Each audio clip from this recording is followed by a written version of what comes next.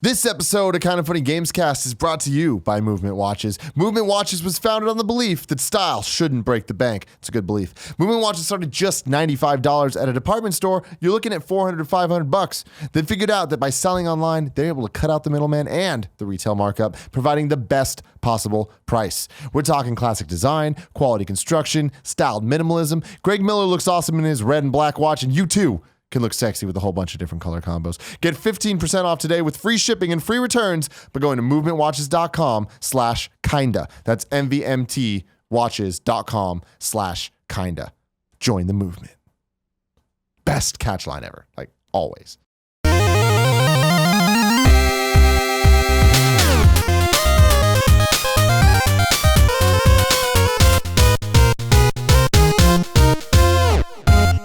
All right. Topic 2. Besides Zelda, Greg. Yeah. And Colin. What games have you been playing? Colin, you lead off. You were quiet. Playing Towerfall Ascension. Are you playing that with Aaron? Yeah, it's fun. It's it's old. Yeah. Well, we've done tons of Let's Plays, but are you playing co-op or are you playing competitive? Both. Nice. How's co-op? I've never done Towerfall co-op. Co-op's fun. It's difficult. Yeah. It scales, I think so. Yeah, that's a good game. I mean, I like that game a lot when around the time PS4 came out. I think it came out early 2014.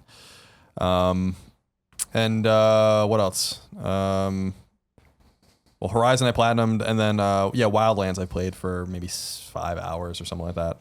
And otherwise, yeah, not too much apart from that. And then Zelda. So yeah, I've just been kind of jumping around from thing to thing. Oh, I played Nier for like a half an hour, and I just deleted it. I was like, Really? yeah. Nier Automata, really? Oh wow. Yeah, I played it for about a half an hour. I mean, this is not for me. Oh, man. And I deleted it. I don't have time to like waste on this shit anymore. There's too many games. If it's not going to speak to me, I'm not going to do this whole like in 4 hours. It's good. I'm like, all right. Well, I know it's like a 90 on Metacritic, but it just wasn't for me. But when I jumped into Wildlands, it really spoke to me a lot more. Really? Wildlands speaking to you? A lot more. Okay. I think so, yeah. Before we jump off Nier, I just want to say I fucking love Nier. I haven't got to play the retail version yet because of Zelda, and I think it might be a while. I hate that 2017's been so awesome with so many good games because like I don't know when I'm gonna get to Nier, but like that is a game that I got to make time for eventually because that speaks to me. It's super cool, super fun, and stylish, and over the top, like anime shit in the cool way, not in the dramatic bullshit way. Sure. So stoked to get back to that. But okay, Wildlands. What'd you think? I think it's cool. I really liked The Division a lot, and I feel like this game's obviously in a similar vein. Obviously, it's an Ubisoft game, different team, and different IP. Yeah, I like it. I think that the production value is really high. I like that the storytelling in the game, I think, is really cool. It's a very deep it's very gamey in the sense that it's a deep criminal tree that you're kind of trying to dissect in the game, and they introduce everyone, and there's a lot of actual, like, if you want to find it, there's a lot, or go through it, there's a lot of exposition in the game about what you're doing and who these people are and why they matter to this drug organization, this narco state, basically. And so you can see, like, the kind of, you're getting rid of lieutenants and working your way up and whatnot. I think that's pretty cool. The gameplay I find not as satisfying as The Division. I don't think it's as single-player friendly as The Division was, and I think that's disappointing because what they were saying about the games were pretty opposite, where The Division, they were very tepid about the idea that you can play it by yourself, and I think it was way more playable solo than they let on. And then I think with this game, they let on very early that you can play it by yourself, and I don't think it's as playable by yourself as they let on. So you don't, is it that you don't like having those AI squad members with you? The squad members are annoying. I just don't feel like the gunplay is even as good. I don't feel like I just there's so much to do on the maps and stuff like that. I don't know. I don't find it as satisfying to play as The Division, which I dumped about 40 hours into. I really liked The Division a lot. And I like Wildlands a lot too, because I like the idea of running around this narco state and kind of collapsing their little drug empire. I think it's fun. The leveling up system is really interesting. There's a lot to find and do, which I think is cool. So it's a game I'm engaged with and I'll continue with until we get Mass Effect probably. I don't know that I'll play much more of it than what, past this weekend or whatever, when I have, my time is waning or whatever with it. Sure. So, but I agree with you. There's too many games. And that's the thing is, like, when I played Nier, I was looking forward to Nier. I downloaded it very quickly. And I just, I spent half an hour. I was just like, I just don't want to play this. And I got it. This is the time. It's not August or something or July. It's like, there's too many other things to play. I got to move on. So yeah, I like shooters and it's speaking to me in that level. So we'll see how long it goes. But I think that people that play it with other friends, and I've gotten a lot of feedback saying that it's not worth playing without people. But I also got that feedback with The Division, and I think The Division was fine by itself. So So that's my very kind of early impressions of the game. Yeah, Kevin and I did 6 hours with Wildlands here. We were playing with subs, so every hour we switched in 2 different subs.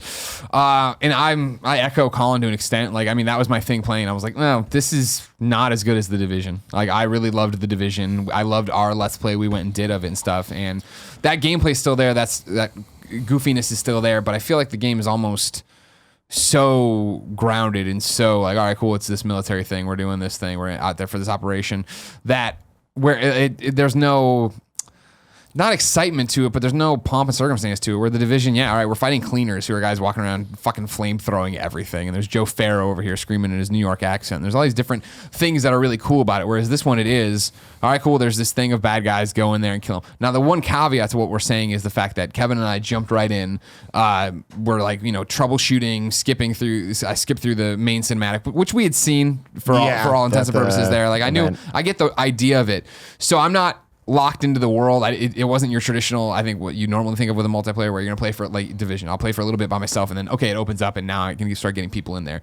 We jumped in and we're going from the get go, and so it was just samey over and over. There were cool parts and different missions. Like I really do like the idea of, all right, this is the kingpin of this area. We don't know anything about him or her. Okay, you go in, you get intel, that gives you more stuff and starts revealing closer and closer who the person is and how to go get that person. That's a cool idea. Some of those missions are cool. Like I think I might have even when we took down one of the kingpins in the area or whatever, where we went down into basically like Kevin and I and the group went down into an area and like they were doing they were torturing people down there. There's torsos and heads and every shit.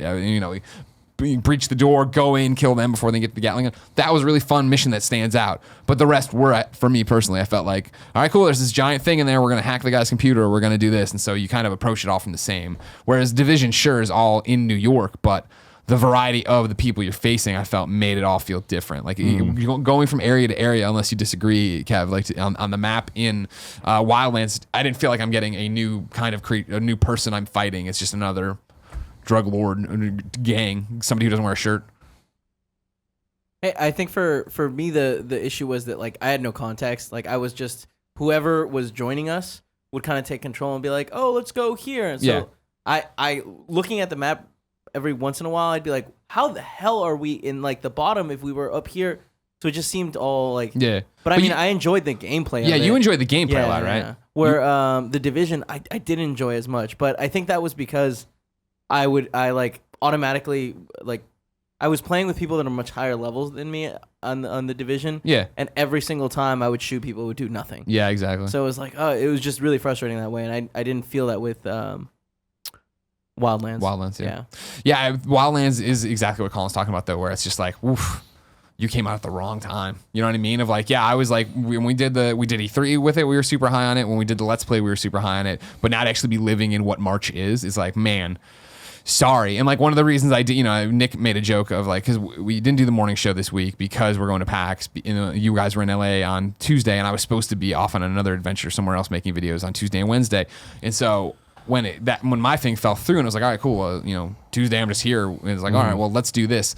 Nick made a joke like, oh man, if I had a day off, I wouldn't like do this. I'm like, well, not to knock Wildlands even further or anything, but I'm like, I'd rather play Zelda, but I know that I enjoy Wildlands, and I know that I like playing with the kids, and like this is the shot. You know what I mean? Because I'm gonna go to PAX and I'm gonna come back, and theoretically Mass Effect should be dropping there, and then that all of a sudden really does push Zelda to, all right, you are the handheld game. When I can't be with a console, I'm playing you until I get through Mass Effect, so I get through this, and it's like that was my window for Wildlands, and I wonder, as we talked about on PS I Love You and stuff, if that's the same story, that For Honor's seen and all these different games that are coming out but like For Honor seems to be selling better than they expected it to. I saw some story today talking about how it, like with numbers and shit. I was like, oh shit! Like I'm surprised by that. There's a dedicated community to it. It did come out at a little bit before the insanity storm, really hit. Yesterday, when we were doing the Wildlands thing, ironically, I guess we were talking about this. I was with Altano in the car, and he made a joke that was so funny. He was like, somebody needs to just be a homie to Ubisoft and just buy them a calendar with game releases on. Just be like, hey, avoid this. And he's like, but then the irony of it is it'd be impossible to avoid other Ubisoft games. Sure. Because there's just so many of them. But yeah, man, it's interesting with Wildlands, because what I played of it, I had a great time. It is a bit open and too much for me in terms of like what I'd look for in a shooter. Like what you're talking about, like it turns me off because I like tight single player shooter campaigns. And you like it tight, right? I'd like it real tight.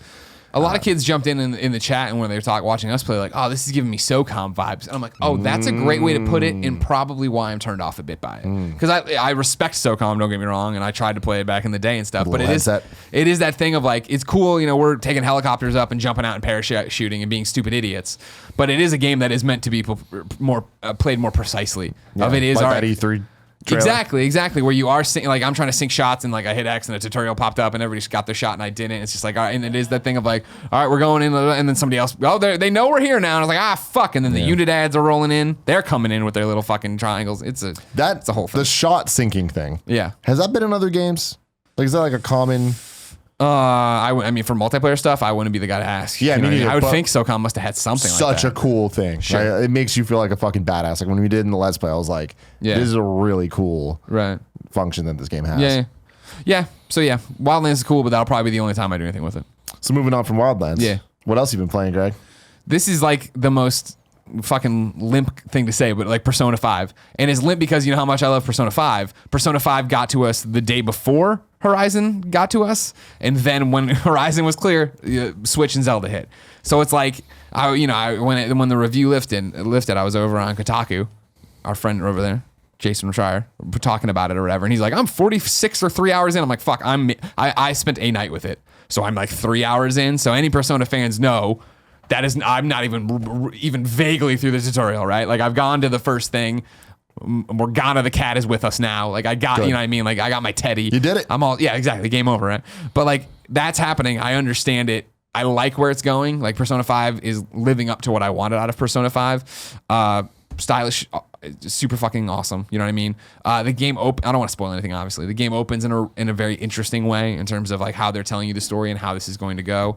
I love the setting, this whole idea that you're thieves, you're there to steal hearts, you're putting on your little mask and crawling and stuff. I'm excited to see my character progress that way.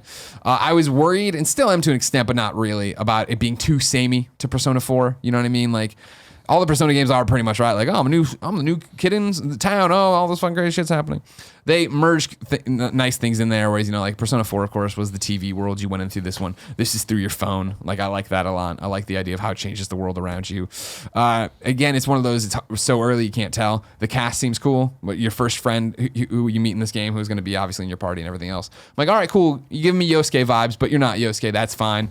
The guy you're living with is a complete dick, but I'm like, You're a complete dick right now, but you're not, like, even Dojima came around. Yeah, I know you're going to come around. Dojima. Yeah, you know what I mean? God but like, Dojima. It's like, I got you. Dojima, whatever. Nanako's dad.